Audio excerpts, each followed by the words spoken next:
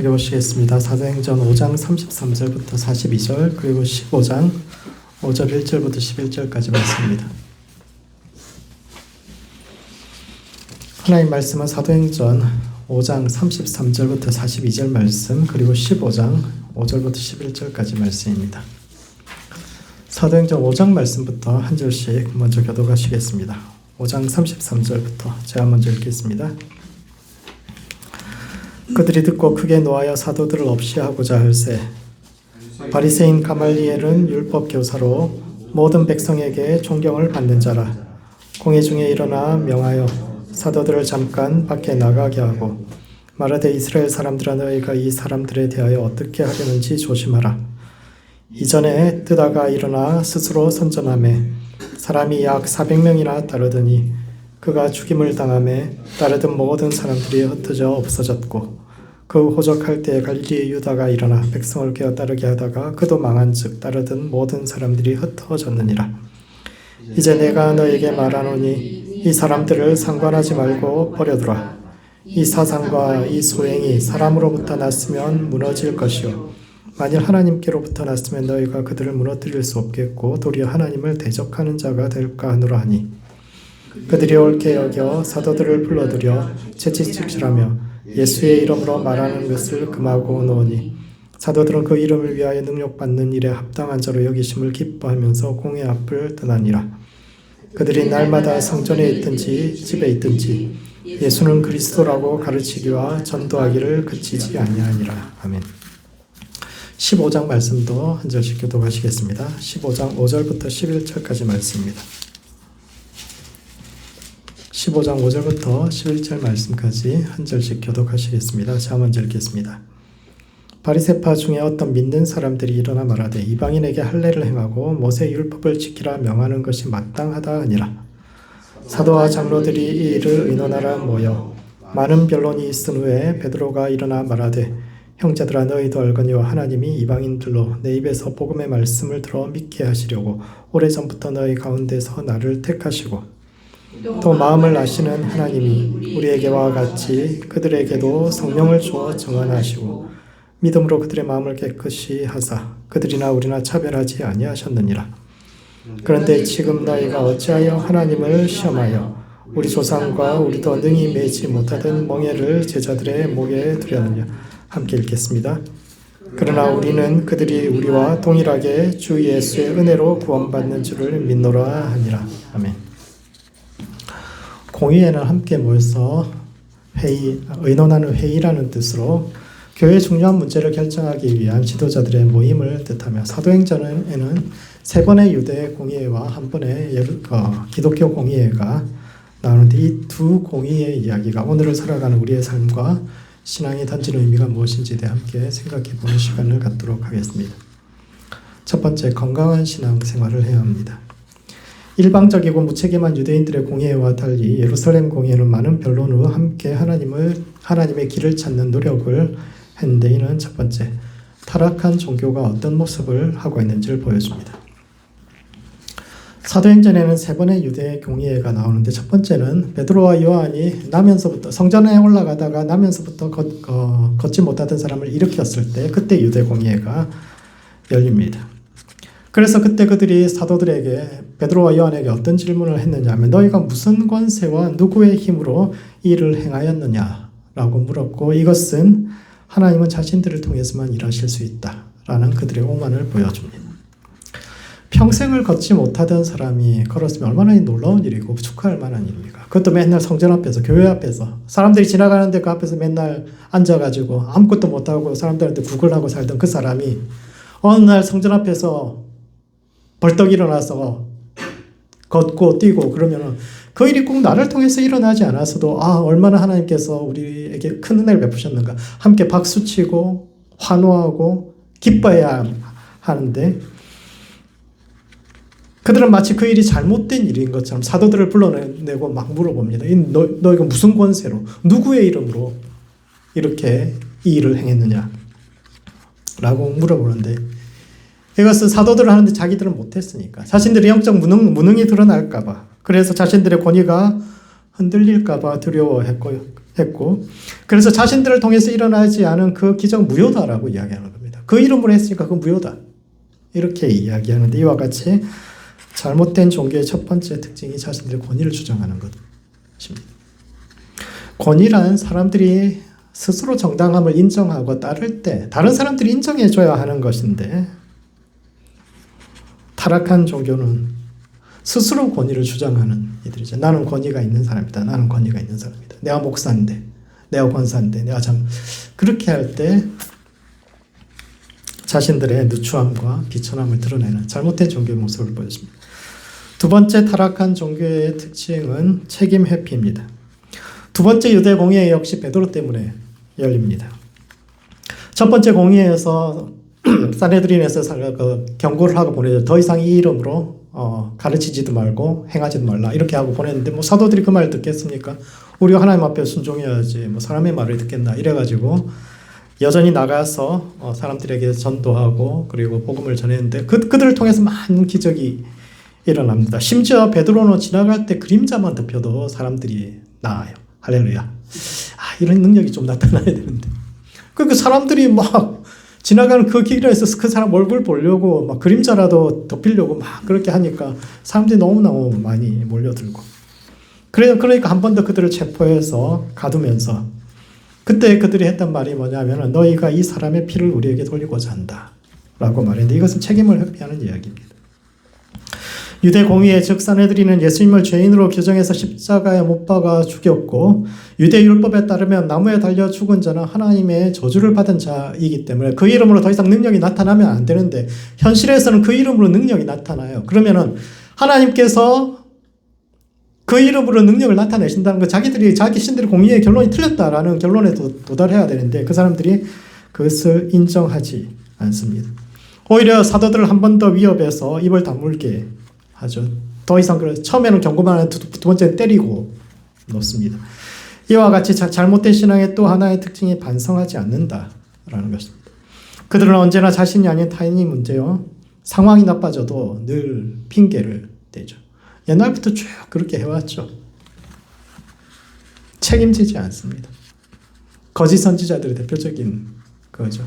예레미야가 망한다 했을 때 사람들 안 망한다 그러다가 망하고 나니까 그래도 금방 다시 일어난다. 끊임없이 누구 잘못이다. 백성들 잘못이다 하면서 자기들의 책임을 인정할 줄 모르는데, 이런 사람들과도 거리를 두어야 합니다. 세 번째 공의회는 스데반 때문에 모였고, 스데반이 하나님의 율법과 성전을 거슬러 이야기한다라는 제목으로 결국은 그를 죽였는데, 이와 같이 하나님을 위해서 폭력을 사용할 수 있다 라는 견해도 주의해야 합니다.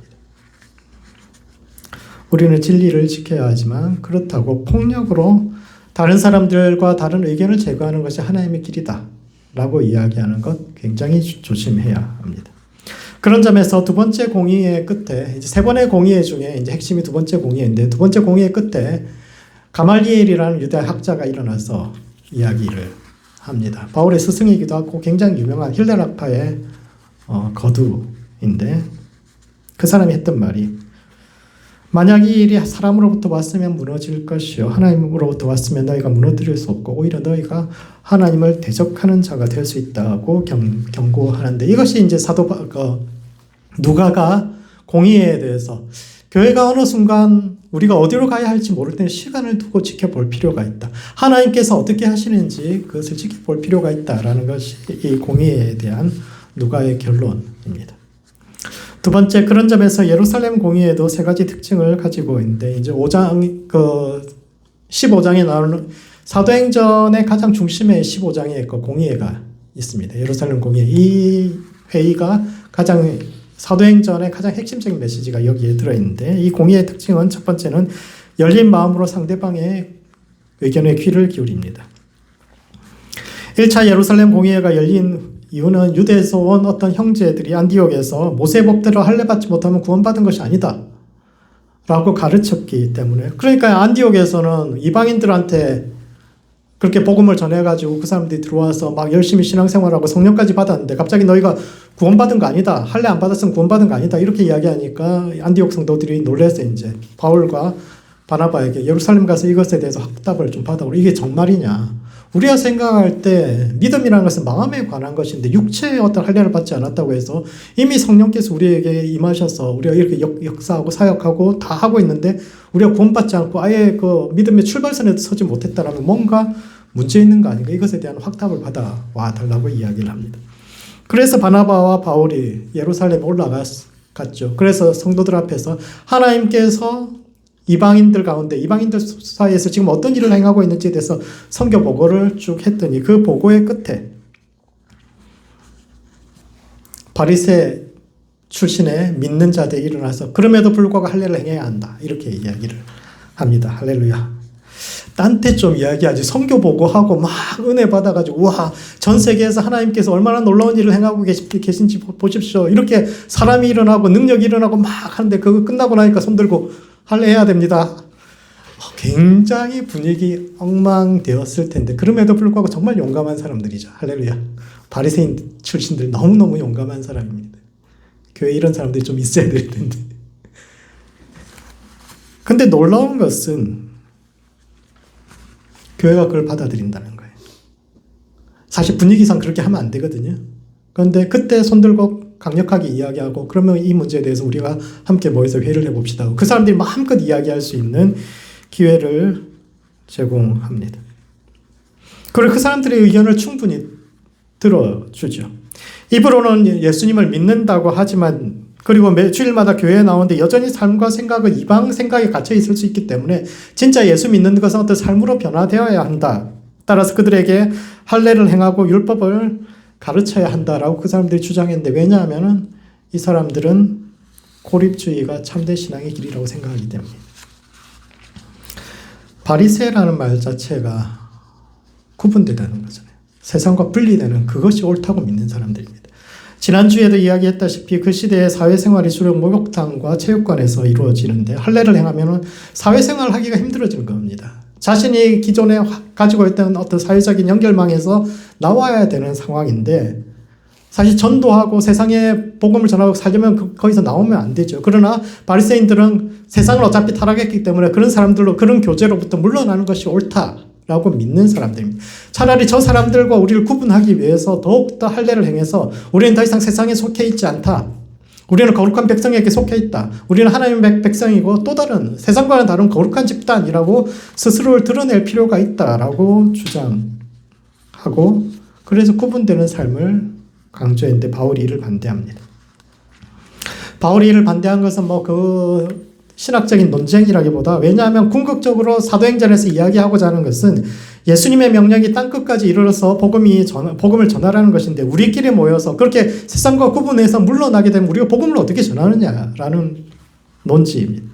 우리끼리 행복한 공동체를 구성하고 세상과 우리를 연결하는, 세상과 하나님을 연결하는 하나님의 다리로서의 역할을 하지 못하고 오히려 우리끼리 뒤로 물러서서 우리끼리 좋아하게 되면은 육체적 정결과 의식에 치우친 육체적인 종교의 모습을 하게 된다. 따라서 우리는 신앙 전체를, 복음 전도를 위해서 우리의 신앙 전체를 육체적인 종교에서 영적인 종교로 바꿔가야 한다. 이게 이제 사도행전의 가장 중요한 논지입니다.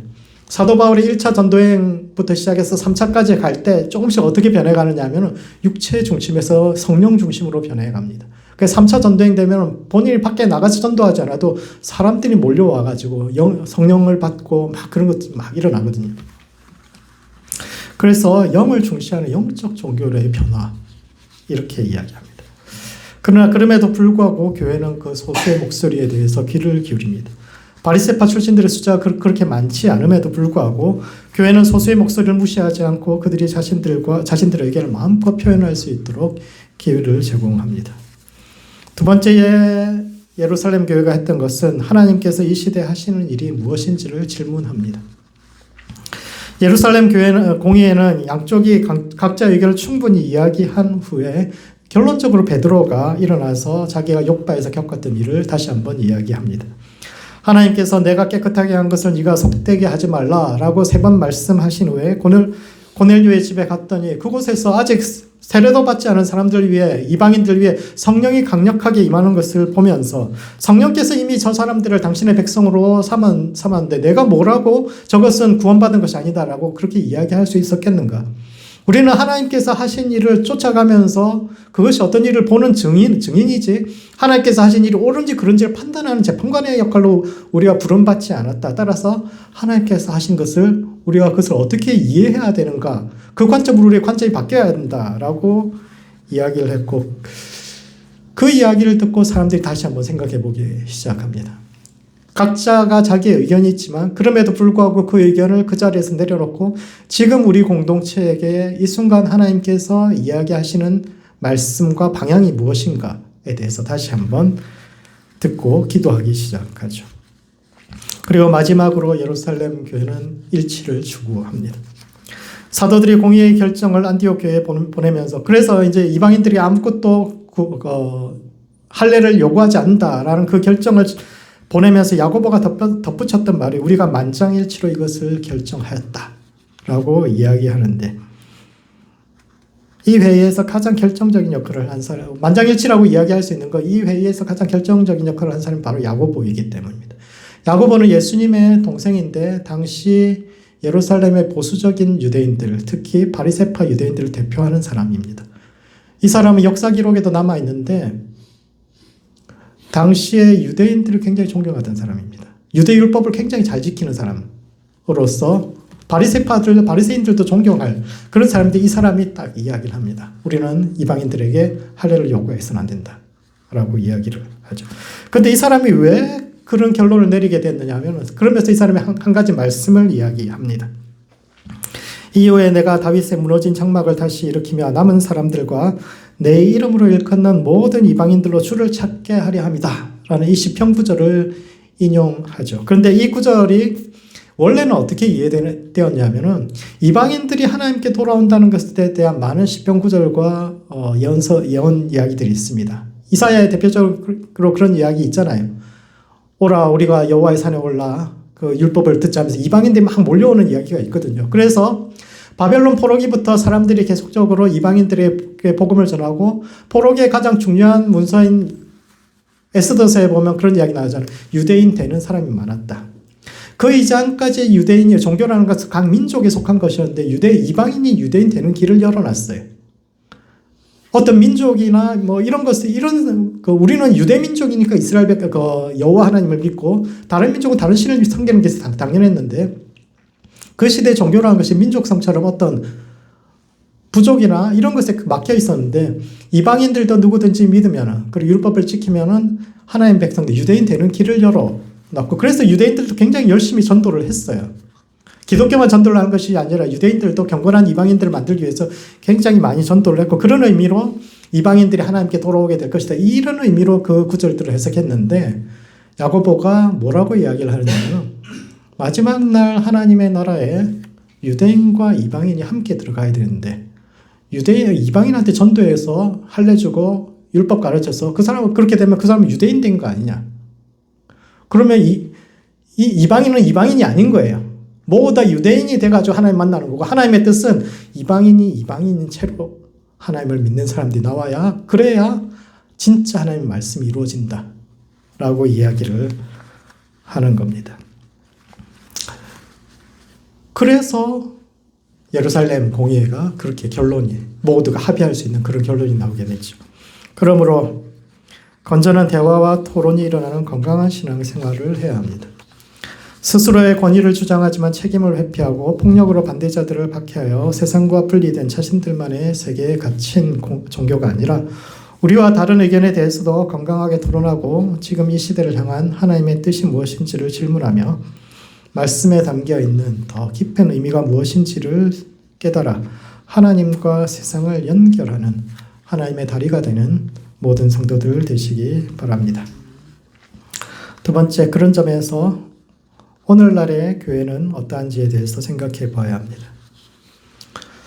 오늘날 세상은 좌와 우 혹은 보수와 진보로 나뉘어서 끊임없이 다투고 갈등하는데, 보수는 기존의 가치와 체계를 지켜야 한다는 주장으로 과거가 이상적이다라고 생각하는 사람들이고, 진보는 이상세계는 미래에 있으며 이를 위해서 과거를 구습으로 여겨서 과거를 부숴야 한다, 새롭게 건축해야 한다라고 주장하는 사람들이며, 교회 안에서는 이를 다원주의와 근본주의라는 이름으로 부르고 있는데, 이는 첫 번째, 이 시대 기독교 내의 논쟁을 이해해야 합니다.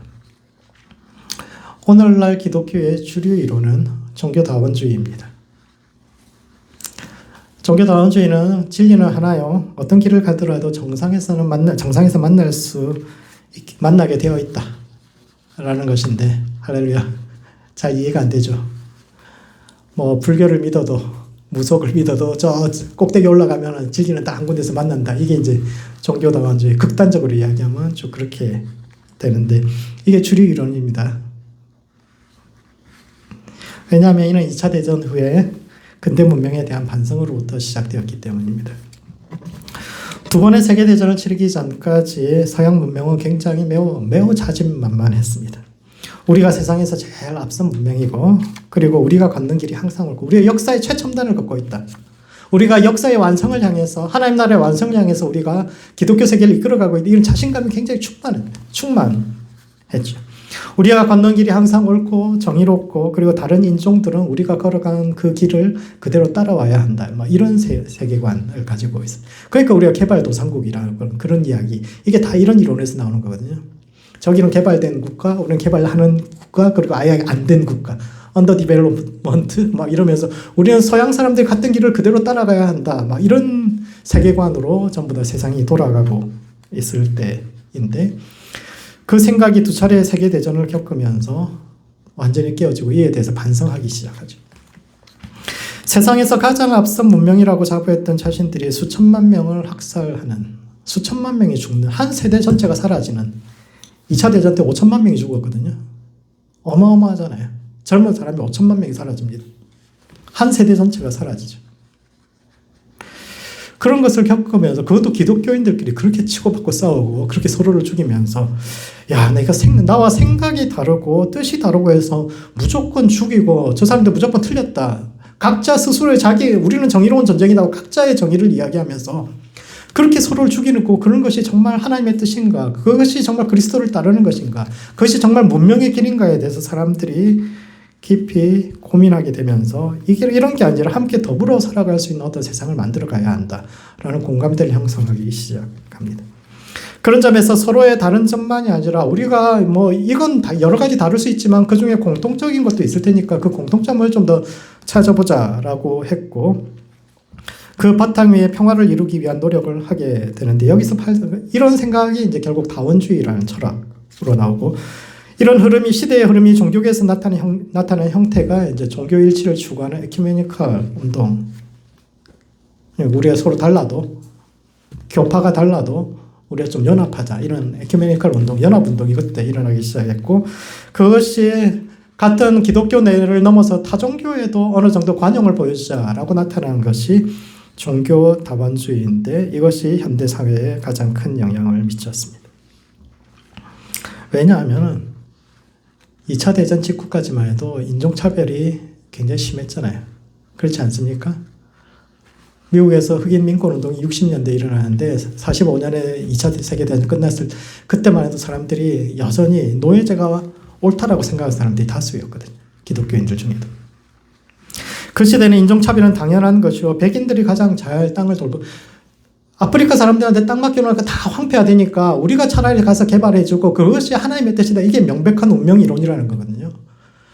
그 땅을 가장 잘, 하나님께서 주신 이 세상을 가장 잘 돌볼 수 있는 사람이 그 땅의 주인 되는 것이 옳다. 그래서 식민지를 만들어 간 겁니다.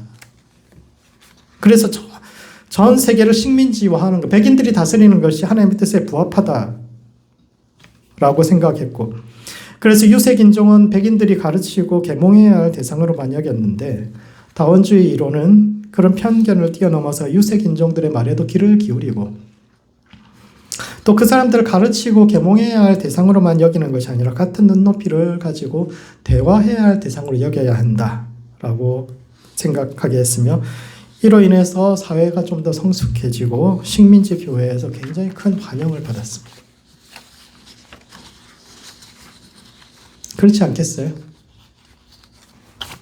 아프리카나 아시아 식민지에 선교사들이 와서 복음을 전하긴 했는데, 그 사람들이 복음만 들고 들어온 것이 아니라 칼과 총을 들고 들어와가지고 예수 믿는 사람은 자꾸 높은 자리에 올려주고 예수 안 믿는다고 핍박하고 죽이고 막 그런 역사, 그런 슬픈 역사를 가지고 있었는데 그 사람들이 스스로를 반성하고 자신들의 말에 귀를 기울이고 교회를 세운다는 것이 자신들이 가르침을 그대로 따르는 것이 아니라 정말 하나님께서 너희 안에서 말씀하시는 것이 무엇인가 하고 자기들의 의견을 묻기 시작. 그러면서 다원주의가 굉장히 큰 역할을 하게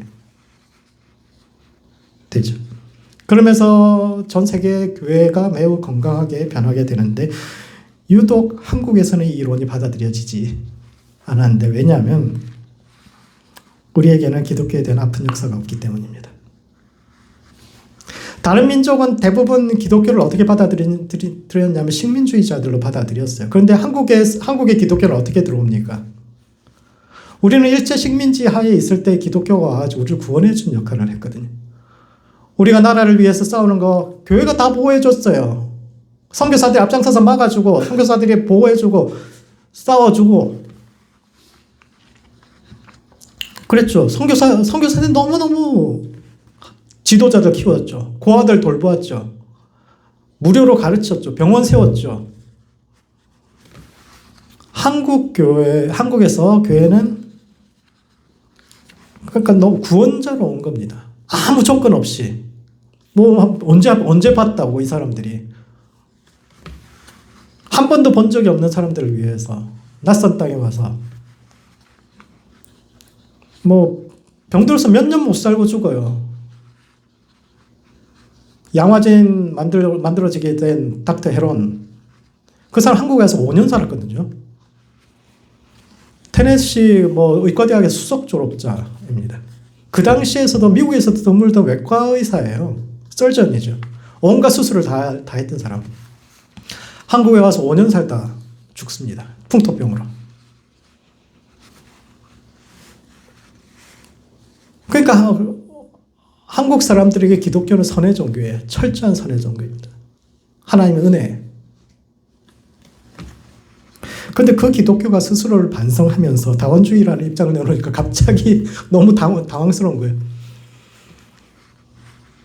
제국주의와 식민지 지배라는 잘못된 역사에 대한 반성으로 현지인들의 문화와 그들의 종교에 대한 관용적인 모습을 보여주자라고 시작된 다원주의가 그 사람들에게는 의미 있을지 모르지만 한국 사람들에게 너무 당황스러운 거예요. 그래서 불교의 의견도 들어보자. 불교가 다 옳다는 건 아니지만 그들의 수행 종교로서의 어떤 것에 대해서 그건 받아들일 수 있지 않냐 이렇게 이야기를 하는데 한국 사회에서 불교라는 것은 고려시대 때 전국토의 30% 이상을 차지하면서 기득권의 일부로서 백성들 수탈한 역사가 있고 그들을 산으로 쫓아내기 위해서 조선시대를 거치면서 엄청나게 불교와 투쟁해온 그런 역사를 가지고 있는데 불교와도 사이좋게 지내자. 심지어 무속과도 사이좋게 지내자 이렇게 얘기를 합니다. 무속에 얼마나 문제가 많습니까? 무속이란 근본적으로 계속 사람들 안에 두려움을 심어주고 가스라이팅을 하고 그래서 이것을 미신이다, 우상이다 그렇게 해가지고 기독교가 싸우면서 그렇게 어느 정도 밀어냈는데 갑자기 무속에 대해서도 우리가 하나님께서 말씀하시는 것이 있지 않나 이렇게 이야기하니까 완전히 그 시대 목사들이 어떻게 했어요?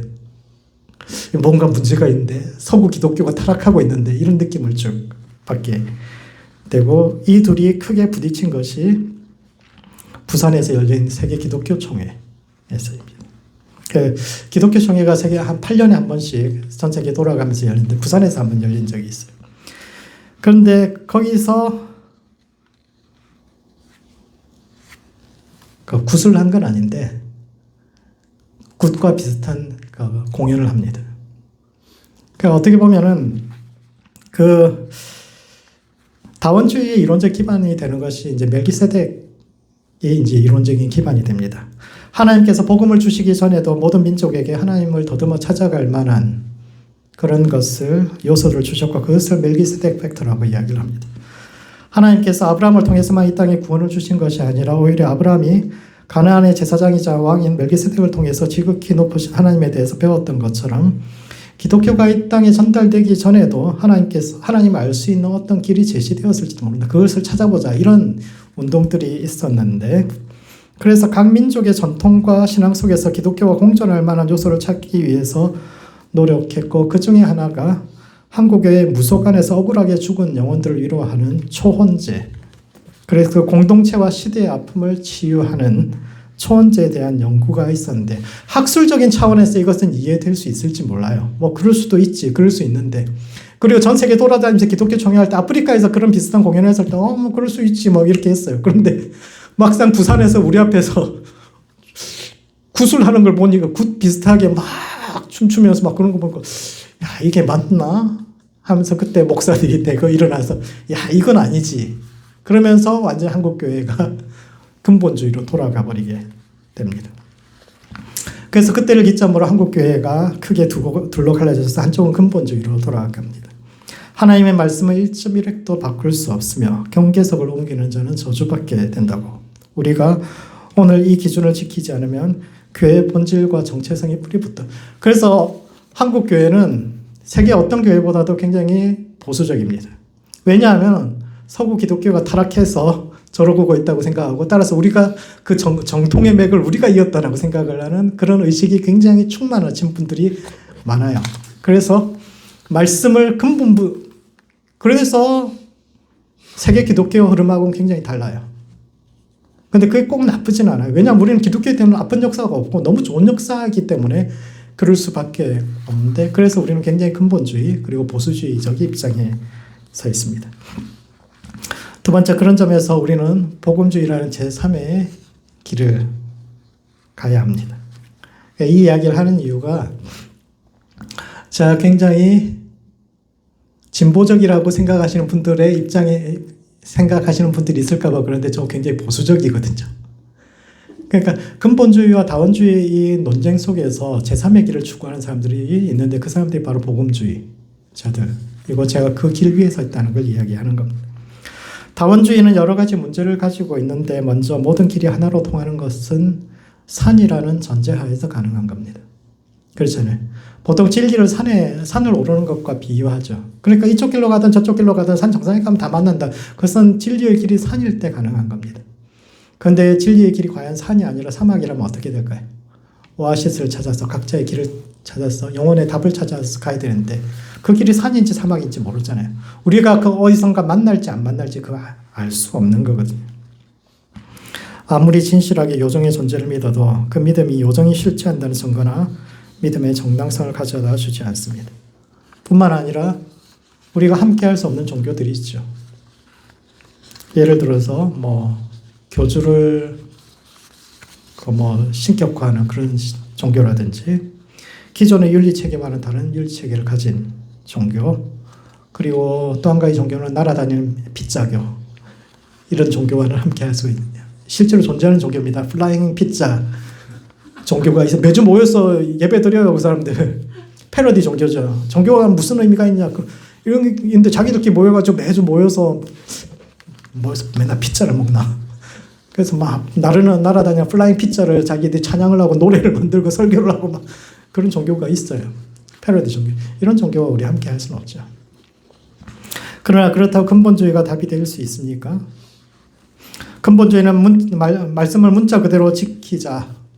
그리고 하나님의 말씀은 오류가 없기 때문에 1.1획도 변하지 말고 그대로 지켜야 한다라고 주장하지만 우리가 말씀대로 살 수 없잖아요. 말씀대로 다 살 수 있습니까? 안식일 지킬 수 있습니까? 안식년 지킬 수 있습니까? 희년 지킬 수 있습니까? 7년에 한 번씩 1년씩 쉬셔야 돼요. 말씀대로 살려면은. 할렐루야. 믿음이 없으니까 못 사는 거지. 믿음으로 1년 쉬라니까요, 무조건. 1년 쉴 수 있습니다. 하나님 다 책임져 준다고. 그렇게 해도 왜 못 쉽니까? 희년을 지켜야 합니다. 50년에 한 번씩 빚진 거 다 풀어주고, 종 다 풀어주고. 왜 그렇게 못 삽니까? 구약이기 때문에 말씀대로 못 삽니까? 그럼 신약 말씀은 다 지키면서 삽니까? 신약에 따르면 종은 자유케 되려고 노력하지 말라. 이 말씀이 사도 바울의 말씀이 있거든요. 각자가 자기가 부르신 바는 그 자리에 머물라 라고 이야기하는데, 그리고 여자들은 교회에서 잠잠하라. 할렐루야. 여자들은 교회에서 입도 떼지 말고 조용히 잠잠하라. 왜 이 말씀 그대로 안 삽니까? 이게 신약의 말씀인데. 우리가 속해 있는 남침내회는 노예제 폐지를 찬성하는 북침내교에 반대해서 나왔거든요. 남침내교 원래 처음 출발할 때 노예제가 옳다라고 주장해서 출발한 거예요. 근데 진짜 노예제가 옳습니까? 이 교단이 좀 보수적이에요. 아직도 여자 목사에게 안수 주지 않습니다. 그게 다 옳습니까? 이러면 교단에서 나가야 되는데. 그래서 대안으로 나온 것이 제3의 대안으로 나온 것이 복음주의입니다. 복음주의는 종교가 다르다고 해서 꼭 미워하고 싸울 필요는 없고 타 종교에서 배울 수 있는 것은 배워야 한다라는 입장이지만, 그러나 여전히 성경의 진리요 우리 삶의 근거가 되어야 함을 인정하지만, 그럼에도 불구하고 복음주의라는 말은 뭐냐면 기본적으로 본문상에 갈등이 있다는 거예요. 모두가 일치하지 않는다 라는 겁니다. 그런데 두 가지 사상이 부딪힐 때, 율법과 예언서가 부딪힐 때, 그리고 복음과 예언서가 부딪힐 때 어떻게 결정해야 되냐? 복음이 우선순위가 있다.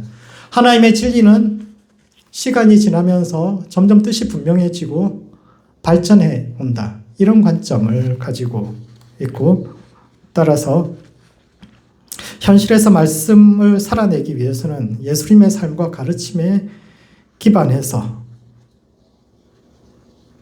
이성과 말씀 사이의 균형을 찾고 열린 태도로 답을 찾아가는 과정으로서의 신앙생활을 해야 한다고 믿는데, 그러므로 열린 신앙생활을 해야 합니다. 모든 것에 분명한 답을 가지고 있어서 고민할 필요가 없는 신앙은 좋은 신앙이 아닙니다. 그건 죽은 신앙이죠. 죽어가는 신앙입니다.